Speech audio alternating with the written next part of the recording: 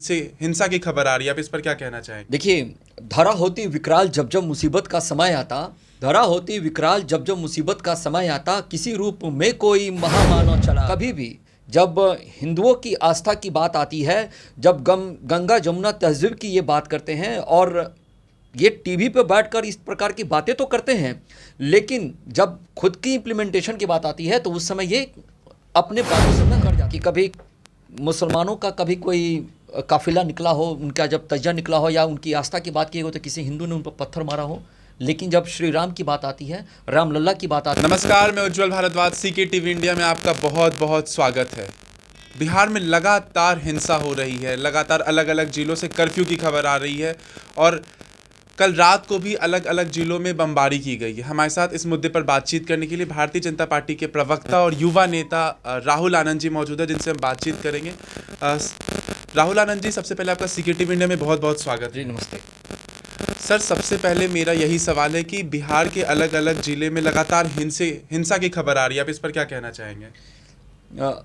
देखिए, धरा होती विकराल जब जब मुसीबत का समय आता, धरा होती विकराल जब जब मुसीबत का समय आता, किसी रूप में कोई महामानव चला आता। ये बहुत दुर्भाग्य की बात है कि हमारे देश के अंदर हमारे राज्य, खास करके जो हमारे राज्य हैं, जो गैर भाजपा शासित प्रदेश हैं, इसमें आए दिन लॉ एंड ऑर्डर कमज़ोर होता जा रहा है।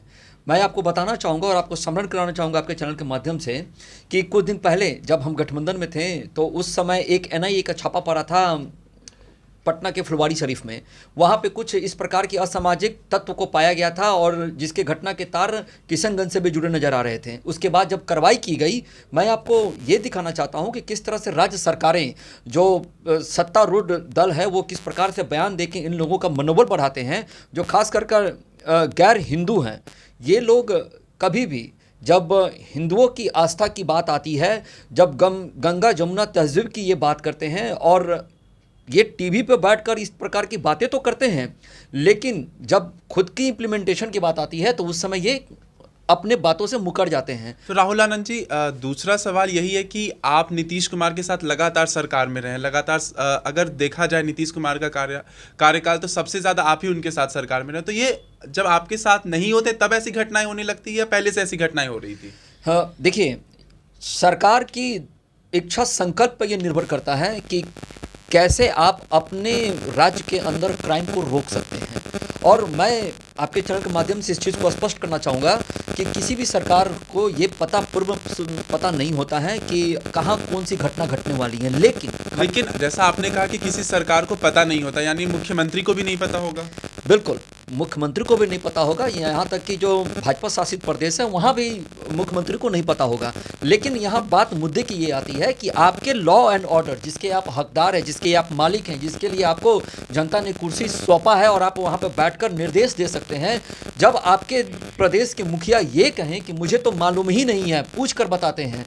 मैं आपको बताना चाहूँगा कि जब सासाराम में घटना घट रही थी तो वहाँ के डीएम का मैंने बाइट सुना। डीएम ने कहा कि हमने तो लगाया नहीं 144। सर, एक बात बताइए, जब मुख्यमंत्री को पता ही नहीं है, जब मुख्यमंत्री को जानकारी नहीं है, तो उन्होंने तो सही कहा कि हाँ, मुझे पता ही नहीं इस मामले के बारे में। जैसा आपने खुद बताया कि इस मामले के बारे में मुख्यमंत्री को पता ही नहीं होता, चाहे भाजपा शासित हो या गैर भाजपा शासित हो।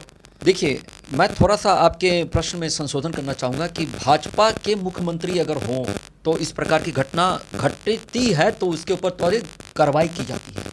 जब बिहार के अंदर जब शिक्षक अभ्यर्थी जब नौकरी मांग रहे थे तो उस समय जिस तरह उनको पीटा जा रहा था, नीतीश कुमार जी को पता नहीं था, जबकि पूरे ये बिहार के जो राजधानी है उसके अंदर ये घटना घटी थी, नीतीश कुमार को पता नहीं था। जब हिंदू की आस्था के ऊपर जब चोट लगा तो नीतीश कुमार जी बोले कि पूछ कर बताते हैं। और तो एक बात बताइए, जेडीयू अध्यक्ष ललन सिंह ने साफ तौर पे कहा है कि ये सब भाजपा के लोग करवा रहे हैं, क्योंकि भाजपा भीड़ नहीं जुटा सकी, इसीलिए वो हिंसा करवा रही है। सासाराम में रैली इसीलिए उसने कैंसिल करवाया। देखिए, एक पुरानी कहावत है कि खिस्याइन बिल्ली खंभा नोचे। आप जब तुष्टीकरण की राजनीति में रहेंगे और आप खास करके किसी विशेष वर्ग को खुश करने की कोशिश करेंगे तो इस प्रकार की अनाप शनाप बयान आप देते रहेंगे। मैं आपको याद दिला दूं कि जो आपराधिक घटनाएं घटी हैं, आप प्रत्यक्ष को प्रमाण की आवश्यकता नहीं होती है। आप मुझे एक बात बताइए कि कभी आपने सुना है कि कभी मुसलमानों का कभी कोई काफिला निकला हो, उनका जब तजिया निकला हो या उनकी आस्था की बात की हो तो किसी हिंदू ने उन पर पत्थर मारा हो, लेकिन जब श्री राम की बात आती है, रामलला की बात आती तो है, ये सब कौन करवा रहा है? ये सब आप मतलब आपको क्या लगता है, ये जो भी हिंसा हो रही है, ये सब इन सब के पीछे कौन है? इन सब के पीछे वो असामाजिक तत्व हैं जिन्हें हिंदू भावनाओं से घृणा है। वो लोग हैं जो राजनीतिक पार्टियों के सह पर जी रहे हैं। वो लोग हैं जो मीडिया के सामने बैठकर ये बयान देते हैं कि भाजपा मुसलमानों को परेशान कर रही है। सर, हमारे दर्शक बहुत सीधे साधे हैं, उन्हें ये समझ नहीं आ रहा है कि वो असामाजिक तत्व कौन है। मतलब आप अगर सीधा उनका नाम लेना चाहें।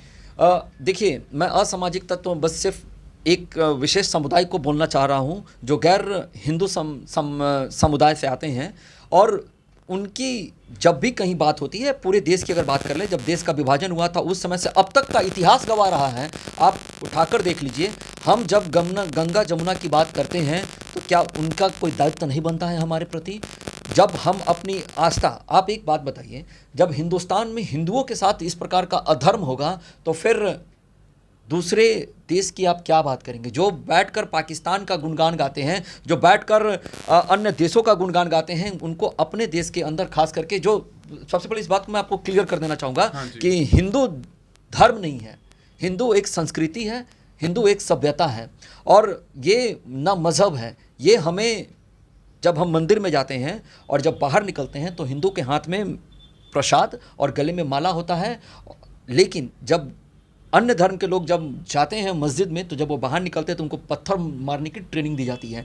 मैं आपको बताऊं कि लॉ एंड ऑर्डर जिस प्रकार से बिहार का जो लॉ ऑर्डर खराब हो रखा है, तो हर राज्य के मुख्यमंत्रियों को हमारे देश के यशस्वी गृह मंत्री से ये चीज़ सीखना चाहिए कि किस प्रकार से लॉ एंड ऑर्डर को कंट्रोल किया जा सकता है। जब 370 हटाया गया था, जब 35A हटाया गया था, तो उस समय किस प्रकार से प्रशासनिक स्तर पर व्यवस्थाएं कर आने वाले भविष्य में जो खतरा था उसको रोका गया था। आज वहाँ लोग पत्थर नहीं, आज वहाँ लोग तिरंगा लेकर निकलते हैं। ये परिवर्तन है।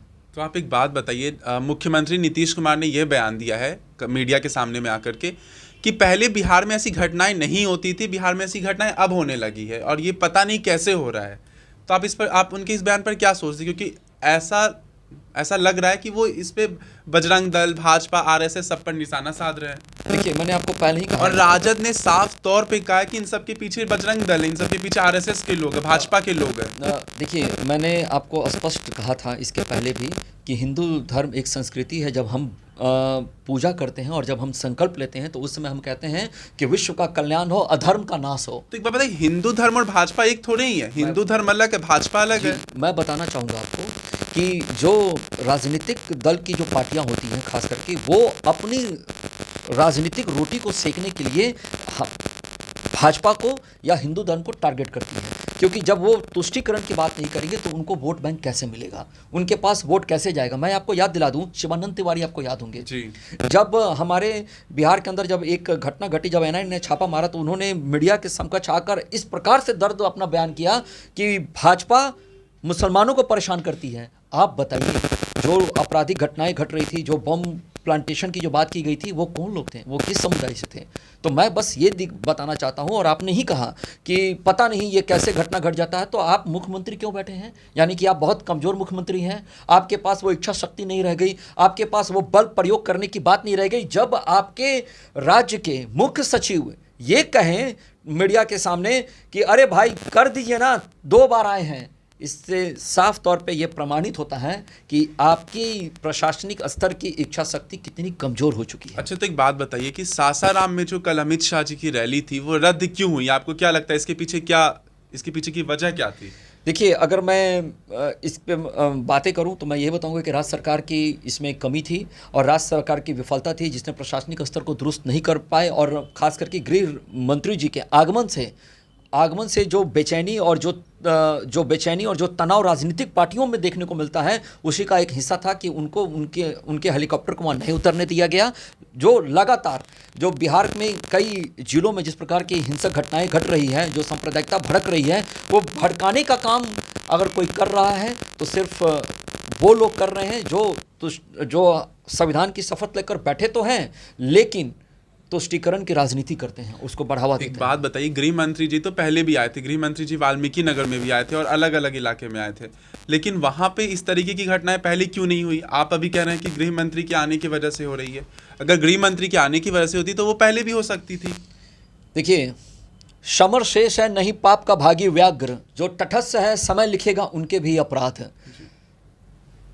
2024 में हम लोगों ने कदम रखना शुरू कर दिया है और आते आते देखिए कि किस प्रकार से राजनीतिक लोगों को और राजनीतिक पार्टियों का किस प्रकार से बेचैनी बढ़ती है नरेंद्र मोदी जी को रोकने के लिए। उसी का एक जीता जाता उदाहरण दिया है। और बहुत शर्म की बात है, ललन सिंह जी का जो बयान आया है, मैं उसकी घोर निंदा करता हूं कि उन्होंने एक ऐसे लोगों को, एक ऐसे व्यक्तित्व के लोगों के ऊपर कटाक्ष किया है। जब भी कहीं कोई संकट आता है तो बजरंग दल, संघ के लोग सबसे पहले खड़े होते हैं। आप बता सकते हैं कि क्या कोई गैर हिंदू मदद करने के लिए आगे आता हो? क्या आप बता सकते हैं? क्या ये आपके लिए शर्म की बात नहीं है जब आपके देश के शीर्ष नेतृत्व की सेना की हेलीकॉप्टर गिर जाती है तो लोग उसमें आनंद लेते हैं? देखिए, आप गैर हिंदू कह रहे हैं तो गैर हिंदू में एक समुदाय आता है, सिख समुदाय। वो तो लगातार लंगर लगाता है, गरीबों को खाना खिलाता है। तो आप ऐसे सीधा गैर हिंदू आप किसको कह रहे हैं? देखिए, ये बिल्कुल स्पष्ट है और जानते आप भी हैं और जानती हमारे प्रदेश की जनता भी है। और मैं एक सांप्रदायिक भावना को भड़काने वाले एक मज़हब के बारे में बात कर रहा हूँ जो लोगों से बैर करना सिखाता है, जो लोगों को काफिर को ढूंढो उनकी हत्या करने की बात सिखाता है। मैं उनके बारे में बात कर रहा हूँ। मैं ये नहीं कहता, हमारे देश के अंदर ऐसे भी बहुत सारे धर्म के लोग हैं जो अल्पसंख्यक हैं, लेकिन ये उनकी भागीदारी हमारे समाज के अंदर अच्छाइयों को बढ़ावा देती है। इनकी भागीदारी हमारे समाज के अंदर सिर्फ और सिर्फ सांप्रदायिकता भावनाओं को भड़काती है। चलिए, हमारा आखिरी सवाल यही है कि जैसे रामनवमी के दिन नीतीश कुमार के साथ मंच साझा किया गिरिराज सिंह ने, रविशंकर प्रसाद ने, तो ऐसा लगा कि फिर से जेडीयू और भाजपा के बीच नज़दीकी आ रही है। नीतीश कुमार की भाजपा के बड़े बड़े नेताओं के साथ नज़दीकी आ रही है। तो क्या सच में नज़दीकी आ रही है? देखिए, जब 24 के चुनाव से पहले कुछ बिहार में फिर से बदलाव। हाँ, देखिए, जब हमारे देश के अंदर खास करके जो राजनीतिक पार्टियां होती हैं और इनका एक अपना व्यक्तित्व होता है, हम आपका विरोध करेंगे, हम आपका विरोध सदन के अंदर करेंगे, लेकिन जब सामाजिक व्यवस्था की बात आएगी और जब समाज में एकजुटता की बात आएगी तो हम सबसे पहले हाथ आपके सामने बढ़ाकर खड़े रहेंगे। और भारतीय जनता पार्टी के लोगों ने यही किया। वो हमारे प्रदेश के मुख्यमंत्री हैं, इसे नकारा नहीं जा सकता है। उनका हम सम्मान किए, वो हमारे साथ मंच को साझा किए और उनको हमने ये भी बताने का कोशिश किया कि जो देश में जो श्री राम की जो ऊर्जा है जिसको सबने माना है उसको बढ़ावा दीजिए, उसके लिए गुणगान कीजिए। उसको लेकर अगर कहीं कोई सांप्रदायिकता तनाव होती है तो आपकी ये जिम्मेदारी बनती है कि आप उन लोगों को पकड़ें और उनको सलाखों के पीछे रखें। ठीक है सर, आपका हमारे चैनल के साथ जुड़ने के लिए बहुत बहुत धन्यवाद, बहुत बहुत शुक्रिया। ऐसी खबरें देखते रहने के लिए हमारे चैनल को सब्सक्राइब कीजिए। CK TV India. धन्यवाद।